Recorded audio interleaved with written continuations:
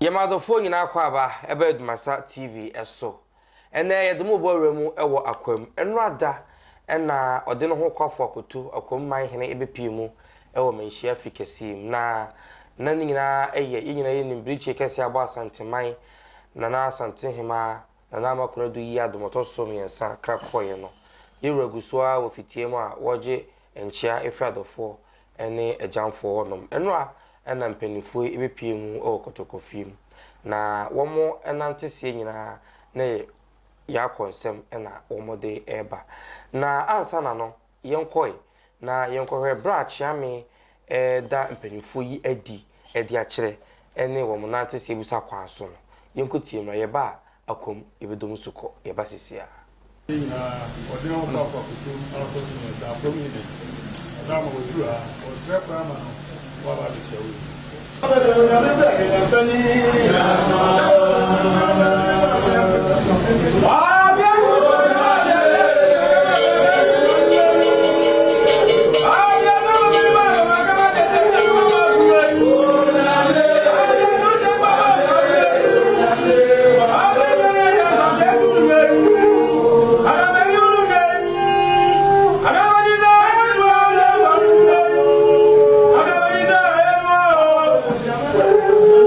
Abusuafo nti akwam ena yama wonom akwaba no yenhye yanko twetwe na sekwaku yo memo akwaba eni asante akwam eni asante twaka ben da wonom nte kwaku yema Asantehene yako na bre watia eda so 7 producer eda efom Asantehene nyina so nyina na akai Akwamuhene se bi Asante de kwaku twaka na kwa yese enuano no mu a ya manyini wo fie baakum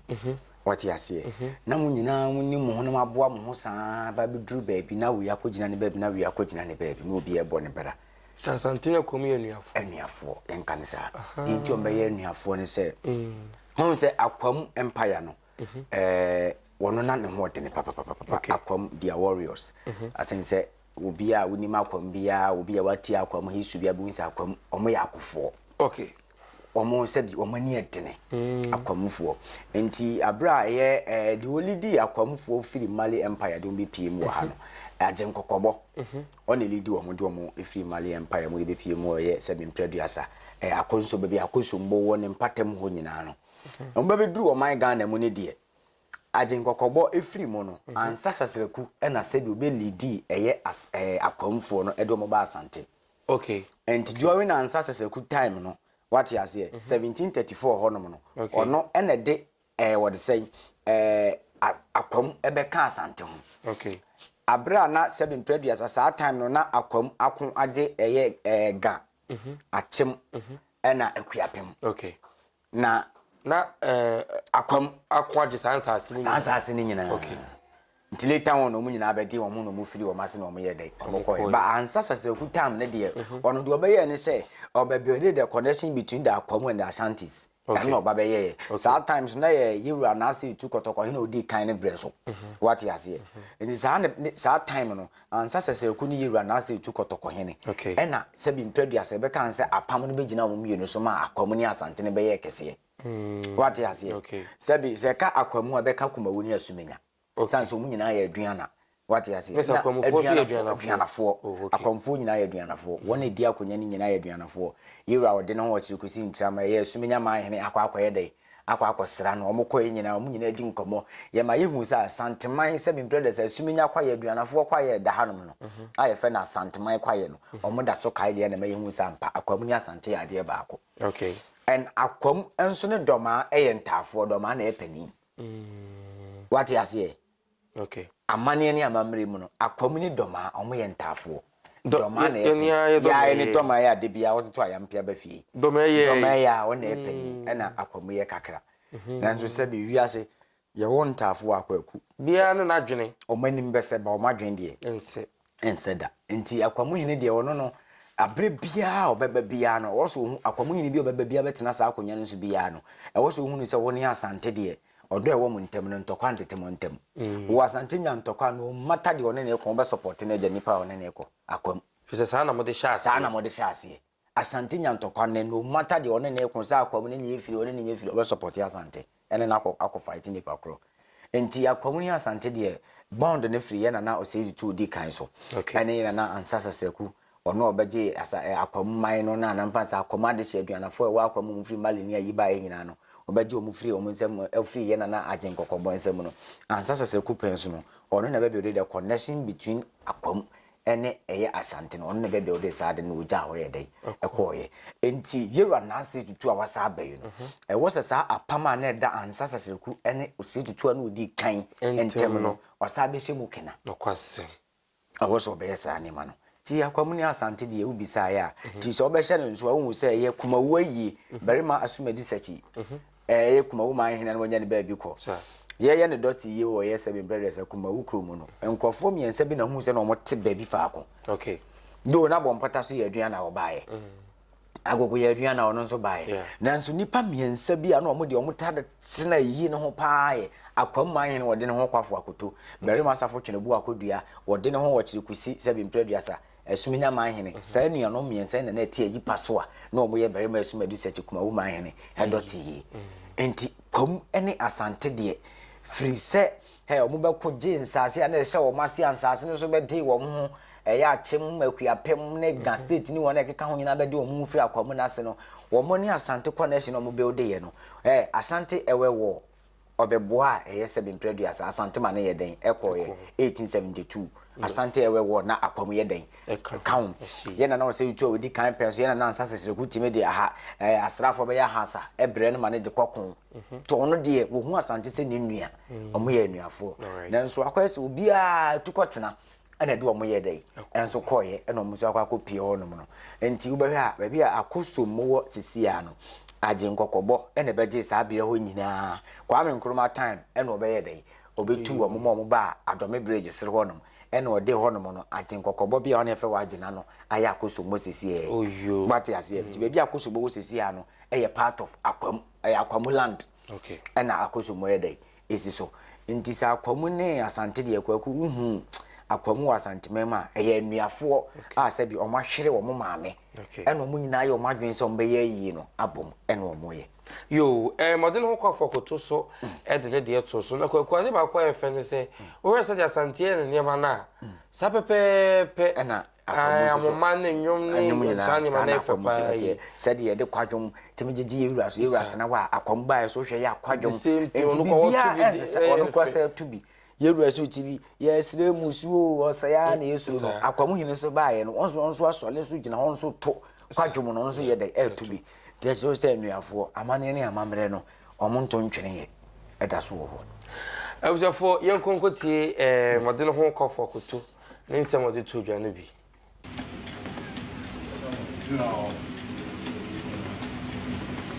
hena tia me nwa asuntie ne nto Akwamuhene nua tumbo se ntua ba bio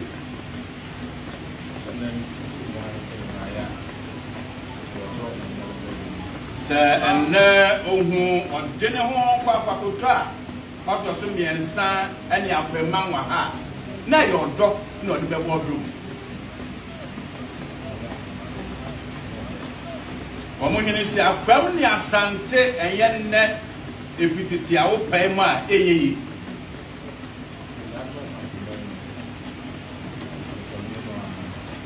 se enyaka Asante pe eka Asante menwura na kono nso sanse eyo no na sem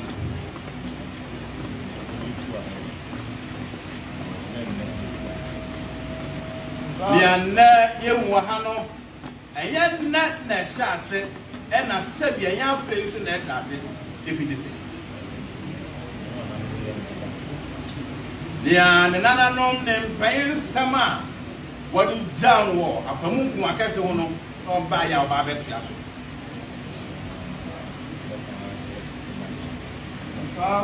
Akwamuhene na wa wuni Akwamuhene seni so ma sele o ma Asante man sele bare man enu medura Era pa tiame so aso obo se ni akoso no sabi Akwamu nte oni hu bi Asante ho so obo se oni wa tibre no sua be hu that was Okay, inti kwaku ensem no na ode atodwa no de na wo kana no so so eka woni asante ayonkofa no said the free e baaye ene ade na ode mu enchiri mu ede aba no aha inti den na we e ka kire yen kwaku me de bia me ka se ba bia wiase adu ne nyina ye paasomdwe ne nkabo mu se we ne dikan se we ne di animo ye pede kwakofa de ayede aba eno ne hia wasase we so enti se wo yo hene na sabi wo hene bi so wo ma we mu sabi mpredu yasa obi nso nti na obi nanso de ono na ye ne ho akwakoduru no sabi mu nyina mu de muti kobenkrum ene na ya no kro a ye nyina de ye hwehwanse ye kwakofa aba na de asomdwe ayede abre yen kwaku Ghana na ye wona ahemfo dozo Ghana de bia meka you need the king of Ghana but there is a king in Ghana ewa hasi and amai hene ne ahemfo aka etwa omo ahia no omo kro omo hia omo se ye omo we omo se we wonanim kakra we wonanim kakra eso obia eni obia so enso so omo hia omo se da bi we pani we try se eso obia di na sa so obia nton asase fa me we obia ni ne ho obia de ne ho so enso omo hia omo se pani den ewo enso ni nyina akoko wie nkabom yen hwa akwam oni asante so asante ni ne so oni asante nkonda oni asante nyamente ne wase da omo nko asase bi hu one plot of land omo nko honda enso yenhwe de akomufo ba manhia odone ayonkofa bi omo da na di wo hono ma se bi mpredu asa ye hu se da bi ene asante a yesi wo no nso so ne ho bon bibia mu no ede na kire se ne ho bom eye odone ayonkofa dodo a wo painti na ama na yesa ebi asante beko bia nkabom no okoyede okohwehwe ba bia sesi awie bi asante bi wura bia no okone fon nkabom onkoko asema obeka de ntokwa beba onka ne mabunu no wona atwa ne ho ahia bi be misunderstanding nkofo beko ko beke kansem be fa ba wo de when was the last time I was say bia ohini bi di asante ma cha me atawa da bi si Asantehene ankasa be so so da onum de bia bi obeko bia wo hwese sika dwase sesi ano de wo hwese sesi ya asumdwe Ninkabom said the baya na nanom dodo na betimi aben no na ye nyina ye baako na yetumi aboa ama de ya chekire a ye gya no wono na betimi asane ne ahwede omni asua de wom no ne de abobela ti apom asante no matter ntokwa ebeba se bimpreduasa domahene betena wa bekeka when it comes to war akomba bekom ama Asante yehu bede yehu besebede ewo ase se akom omude abreyura nchasi wom ne di kwaku ye nyina ya bere wati ya medical ka che se akom ni maame na da fom Akwamuhene ode ne ho kwafo akoto ne maame ne nuan ba na na amakona du ya domoto so ne Asantehema okwa ekura enti se waba se bi kane no se oba tan bi free se ye awusia na aka ye nyanka na aka no obeba na besini de gu ya wom na esifie ni mfimfin owura ho anu bi na abi ya ede awie ekire se ato ye ne abese wie ni bire na ede aba enti besi a efri akwamu ba ya ye wura na ade ne nsa to mu ehwa na ibi ka bi we wo ho no ne nkyira se nyina ne se wei suso ama akwamufo no nso ne kore ene wodo mo Asante na da ne de ene se amane ne amammerem no ka bibia kire se efri se ye na na makona de yadom tofom se timokwa akura akwamuman nso besi na omosole omo ye dai omo we enti omo ba ya omo nantin suo ne niema omo de ba bebe chia ye wura no wo se ye besi sanse se omu nyina ato ne abese wie enti ba bi obia obia no ade wo se wo ye nse wa bere wati ada fo amane ne amammere kwa besi na wo se wo ye dai owe efisi si fie gya dum efie gya so dum ade ne ebe no aye no bibia besi de bitima we ne mo no ye no a tie no ne ye nyina ebe we nti wo mabai kusisi ebe ya bere wati abekwa akura omu nyina ba behwe ne ye chi de twato omu nyina besi ne omo ye dai omo we Asante amane ne amammere enti akwam enso so ewo ho no besi na no wo ye dai wo refuse get Asantehema atofom enti waba ewo so no so ninua ana se bimperiasa Kotokohene de namomo so ma akwamu ni Asante beye baako a wakwa asa aba no wo se besi e no sa de ba free se wo mu nyina de baako ato mu nyina ni e ka nenti na akato se ya akwamu ne to na se de hu asa akwamu ye sa na Asante so bekwa akwa de e kwa akwa ye no ya da se yenhwe ye wie no yera na setu ono so de ne de etoso na Kotokohene kasa no yentie na yemfamu abakakra Zo, no, so Ghana, papa. me feeling something about it. So, you both say how Thierry who feeling some and a buy. I feel myself. So, Feeding trap. so, I hope no one I'm going to answer such a good again is still. so, there are some such sir.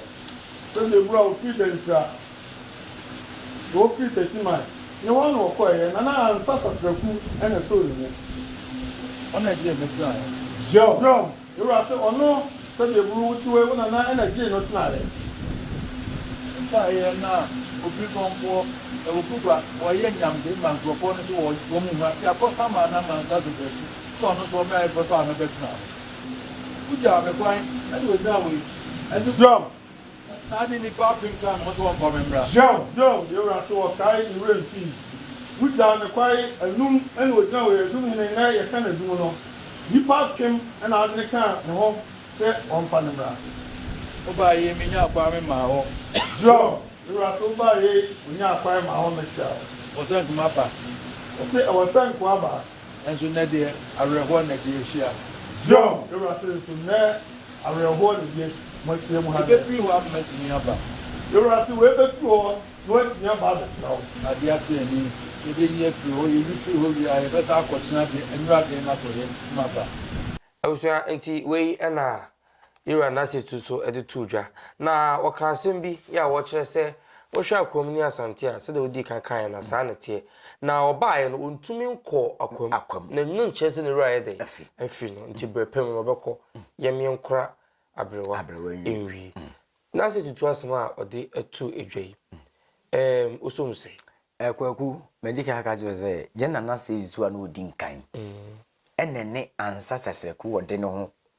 sabre no Akwamuhene a wo beje akwamfuo no efiri agenkokobon nsem ansa saseku ni yura na say tu opim so odi kan otumfuo say tu ene kwa apam obeboa no otimedi asrafo obeboa no mo de akokun di ntina no mu nyina yesa all in the name of senesi kadwa bitimi anya baby papa yede ejina ntina na ansasesere kudi asrafo ofiri akwambe boy yura na azetu a odi kan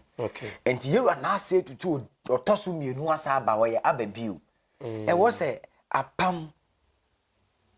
da woni akwamu entamu no obehye kena eniasema da wo mu ntemu no e wo se obebehye kena de yede ema woni Akwamuhene Asante so de ene sawe ekra behwe bi if it's ancestors good time any Europe so di kan time and omo yeto honum ena akoswa na besi enne ena still na abrewada for omo da so yete se de na yedura na se tuni ancestors koku no omo da so tie no a e wo so no so ka kire omo sampa amane ne amamre bia se de omo ye anuafo no onyi nani ma omo na obeba ena obekọ so if you say ode ne ho ochikusi ntiama so minya ma ahene ba na nsia no wa hede wakọ akosra wonua ama onua nso so wabisa se enti ye kwaye ne yedai eda ho e kire sampa omunyina ade ba ko munchi nyina yedai efria eye tukotena ene de omo yedai ekoye enti anu nkire se bi mpreduasa yese aboana no wakola wonidi ntwale ensu asede wo yenua no mo se bi mpreduasa eye etukotena ne de omo yedai akọ na tese de ekura na e wose na wiase ayefo animdi abefo nimdi akwanso ye niema yefo akwanto ayefo yitimi kone yekoyede ne yekokosela kane ne kura na yefo ma ne yefa ne yeko no ne ye nante yede eko hatu Akwamu Eastern region no ha adome village soro chekehwe ti kane na ne yefa fom no se na Asante timi kwa abre bia ono so timi ma Akwamufu asrafo obade a ene na wiase ayefo bibia ye ntentemi so de e wose yura so timi ko onzo kokofia abrewa na wo hwa Akwam na sebi odo e wo no Akwamufo so hu se da bi Omone Asante ya de baako de ye hu kan kabom odo ne bibia se de ne ye chinchine twan do ma hene kwaku wiase no sebi mprediasa eburo mfa ho ne dodo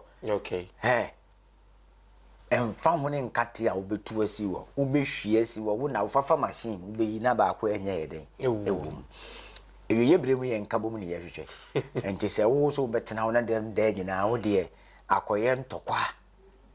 ayampia wo beka asema ede ntokwa bebre nipa mienu ne miensa bia se bi mpreduasa odibira ye kura wo no obeja din bone ne waja ho no ma yeden akọ nanso yewura ode ne ho kwafo akoto de bia maka kire wo se ansa seseleku ene yewura otumfo o se tutu odi kan do mo yeto wo ne nti santokwa we ntimi mete wo ntem shanenso no matter what o pass o mo ye ntafo do ma ne akwam na de ntina ntafo na baako me kasa time no say ye ntafo mienu a na se me na me no bi aya dan fofa onu no ntwa me buma me nyina ya nye sa na ada yonko ye no kwagu Yesu Kristo no ne ngofo se na nenam 12 na nenam Asantehene de oba asase wi na ba akopɛ no nenam oni obiri konfo anoche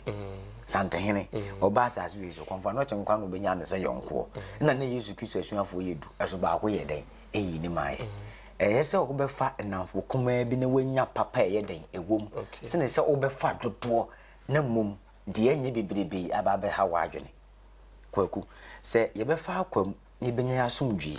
wati ase na se doma ye de ye ni wuni asem wo na wote wona ya na hu ne se oni nipa bi ye de ye wa asem sa na ye no we nipa bi ya se twetwetire bi ya wosu aye yanda nipa bi ya dan de nyina osori ya wotete nkrofo ntem o ya de de sebi mentemo ase ba nkrofo ntem no ona mo bia na de yemhye no na chi gbonu birimu a na ti sa na ona ma hoye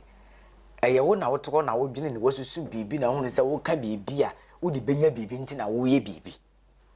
wati ase oka bibi a odi benya bibi enimonyam bi edin bi dibere bi nti wo beka ne wanya sa dibere no ba sa ne ma na wo ye ni nyina no wadwene ho ahu omo matwa ho ahia no emumu duduo san ana nipa na wo ne ne yesa no omo pe o masem